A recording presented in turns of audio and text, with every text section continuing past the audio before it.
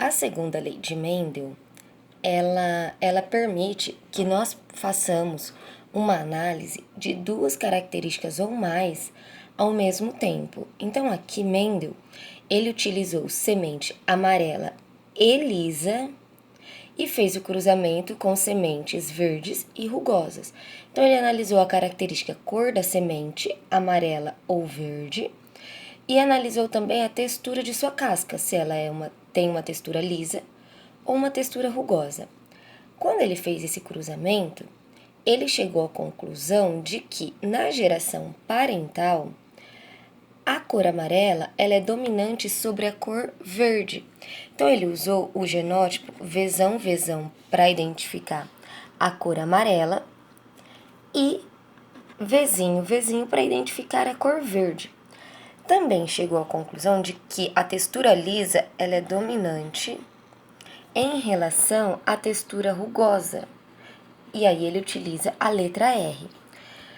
Quando ele olhou para esses genótipos aqui, ele pensou quais são os possíveis gametas que essa planta que produz semente amarela e lisa pode originar.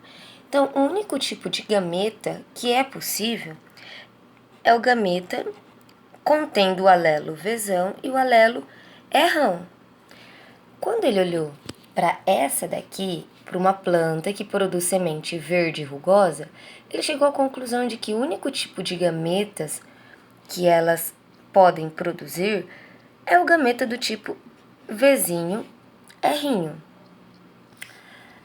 Depois que esses gametas foram produzidos, eles precisam se unir. Vamos imaginar que aqui seja o gameta do seu pai, então aqui seja um espermatozoide, e aqui seja o óvulo da sua mãe. Para que você nascesse, foi necessário a união dos dois gametas, do óvulo com o espermatozoide. Quando esses gametas se unem, vai ter a junção desses alelos semelhantes. Então, aqui na planta não é diferente, acontece a mesma coisa. Esses gametas eles vão se unir para dar origem à geração F1. Então, quando eles se unem, o Vzão ele vai ficar pareado com o Vzinho. E o Rrão ele vai ficar pareado com o Rrinho. Ou seja, aqui nós temos uma ervilha da cor amarela e com a textura lisa. Aí Mendel resolveu promover um autocruzamento, o que a gente chama também de autofecundação. Ou seja, a planta ela se reproduziu consigo mesma. É como se ele pegasse o grão de pólen da planta e colocasse lá no estigma de uma outra florzinha, na mesma planta. Então, ele promovia uma autofecundação. Com isso, não teve variabilidade genética, ou seja, não teve mistura de características de outras plantas. Por isso, quando a gente faz uma autofecundação, o genótipo ele vai ser o mesmo, porque não teve variabilidade genética.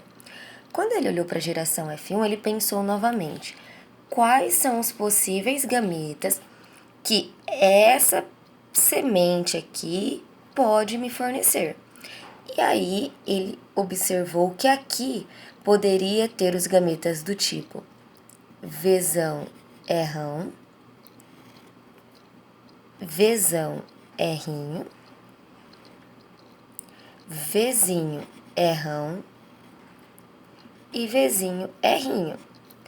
Desse lado aqui é a mesma coisa porque os genótipos são iguais. Então, aqui também vai ter Vzão, Rrão, Vzão, Rrinho, Vzinho, Rrão, Vzinho, Rrinho.